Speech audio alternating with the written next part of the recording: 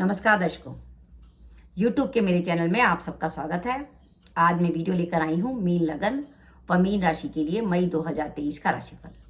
अगर आपका मीन लगन है तो भी आप ये वीडियो देख सकते हैं और अगर आपकी मीन राशि है तो भी आप ये वीडियो देख सकते हैं। सबसे पहले हम देखते हैं कि मई के माह में ग्रहों का गोचर क्या रहेगा। इस माह कुटुंब के भाव में रहेंगे देवगुरु बृहस्पति और उनकी सूर्य बुध व राहु के संग युति होगी। आगे चलकर सूर्य तीसरे भाव में चले जाएंगे। माह के आरंभ में मंगल व शुक्र की युति आपके चौथे भाव में होगी और आगे चलकर मंगल पंचम में चले जाएंगे अपनी नीच राशि में। अष्टम भाव में केतु विराजमान है और द्वादश भाव में शनि महाराज का गोचर हो रहा है। मीन लगन व मीन राशि के लिए हम मई के बात कर रहे हैं तो सबसे इंपॉर्टेंट बात यह है कि अगर आपका मीन लगन है तो आप पे 7.5 नहीं है, क्योंकि 7.5 चंद्रमा से देखी जाती है। लेकिन अगर आपकी मीन राशि है तो इसका मतलब यह है कि आपके पास 7.5 चल रही है। 7.5 चलने का मतलब है कि शनि महाराज पहले हमारे द्वादश में चलेंगे, फिर लगन पर चलेंगे, फिर कुटुंब में चलेंगे। यानी शनि महाराज का गोचर तो हमारे लिए शुभ नहीं है। तो 7.5 में एकमात्र सहारा होता है हमारे पास देवगुरु बृहस्पति। अगर 7.5 की 7.5 साल के बीच में देवगुरु बृहस्पति का गोचर शुभ आ जाता है तो मान के चलिए कि हमें जैसे किसी को कोई जंगल में जा रहा था, उसे कोई रोशनी दिखाई दी गई, वो स्थिति 7.5 वाले जातक की हो जाती है कि उसे एक आसरा मिल जाता है कि कम से कम 1 साल के लिए तो उसकी कुछ प्रॉब्लम काफी हद तक कम हो जाएगी। वही स्थिति मीन राशियों के जातकों की हुई कि 22 अप्रैल को देवगुरु बृहस्पति मेष राशि में चले गए, जो मीन राशि के दूसरे भाव में आती है, जहां देवगुरु बृहस्पति बड़े प्रफुल्लित रहते हैं और बहुत शुभ फल देते हैं। अब गुरु की अगर हम बात करें तो वो आपके लग्नेश भी हैं और दशमेश भी हैं।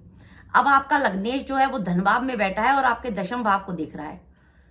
गुरु का गोचर दूसरे भाव में होना और दशमेश का दशम भाव को देखना, इस बात का संकेत आ गया कि 7.5 होने के उपरांत भी मीन लगन व मीन राशि के लिए कैरियर के हिसाब से डिसीजन लेने के बिल्कुल सही समय है।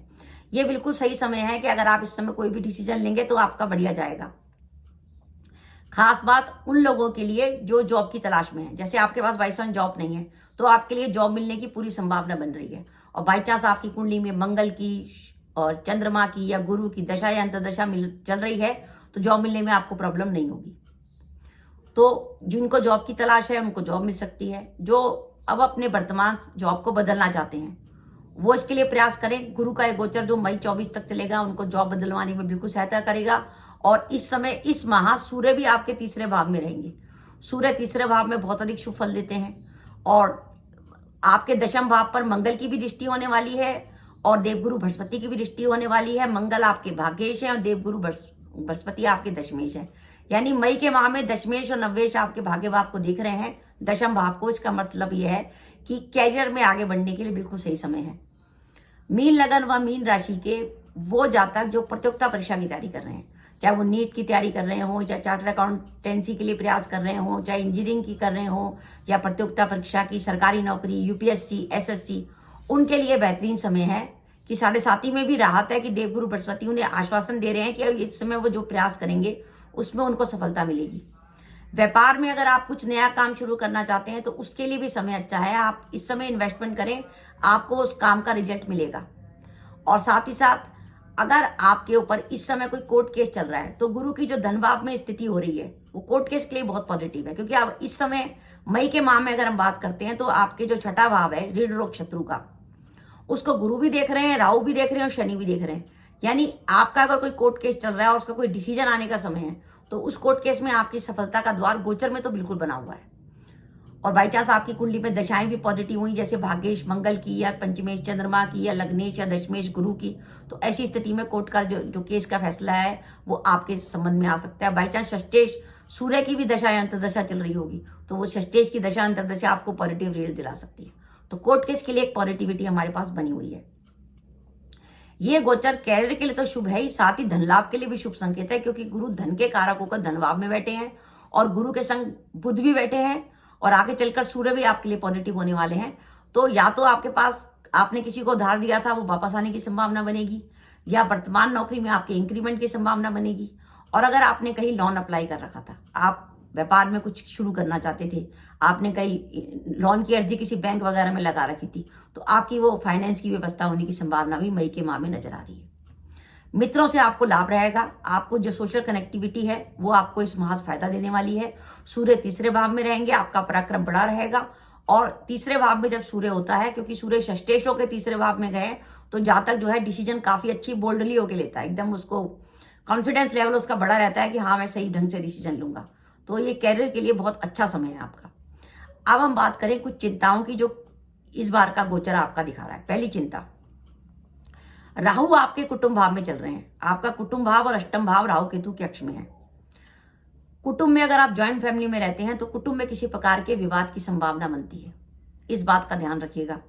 कुटुंब में होने वाले विवाद से बचिए। अगर आप ज्वाइंट फैमिली में रहते हैं तो कोशिश करिए रोज शाम को सूर्यास्त होने के बाद ही घर में सुंदरकांड चला दीजिए। सो घर का वातावरण काफी अच्छी पॉजिटिविटी आ जाएगी और घर में सुख शांति रहेगी। तो रोज शाम को सुंदरकांड चलाइए, आपको बहुत पॉजिटिव लगेगा।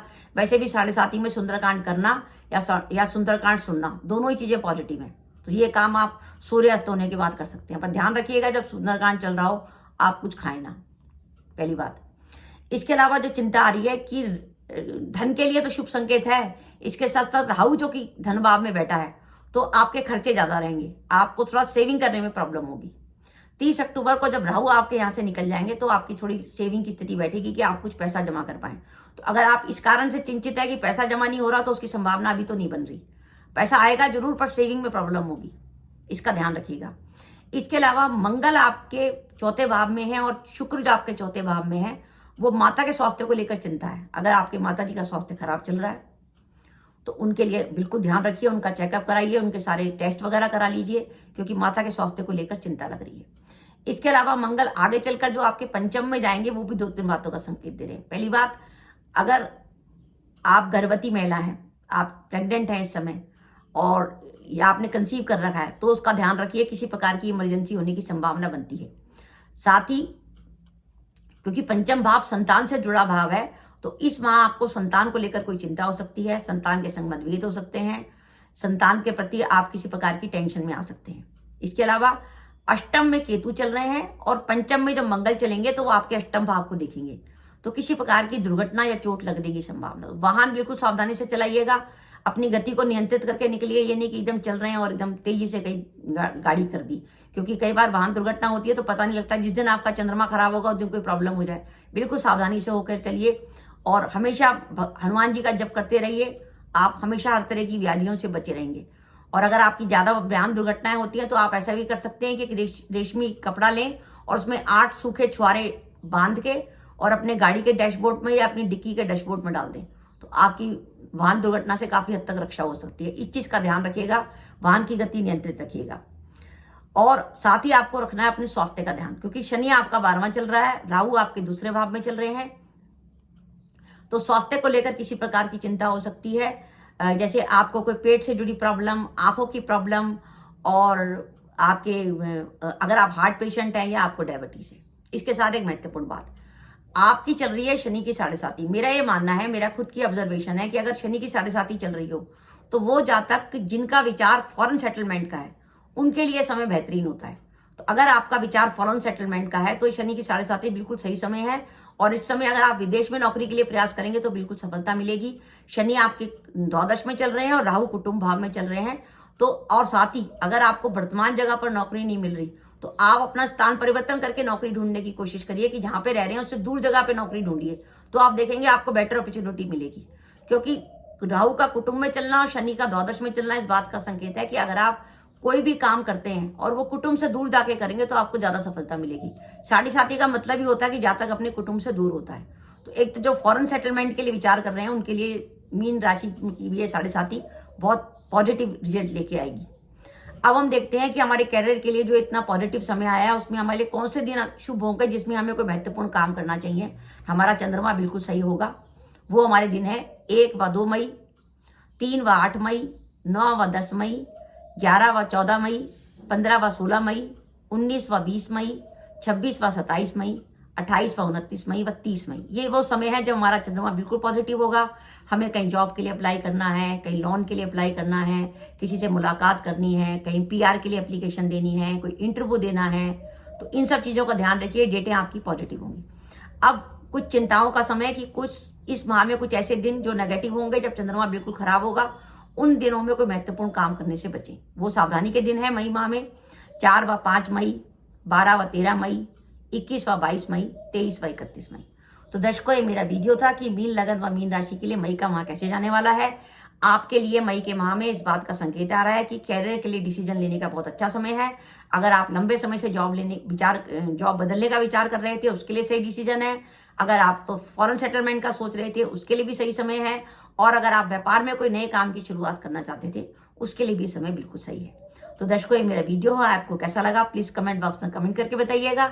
इसके साथ ही अगर आप मेरे चैनल पर पहली बार आए हैं और आपने मेरा चैनल अभी तक सब्सक्राइब नहीं किया तो कृपया मेरा चैनल सब्सक्राइब कर दें। साथ ही बेल आइकन को भी दबा दें, जिससे जब भी मैं अपने वीडियो अपलोड करूं उसके नोटिफिकेशन आपको मिल जाए और आप मेरा वीडियो देख सकें। इसके साथ ही नमस्कार दर्शकों, जय माता दी।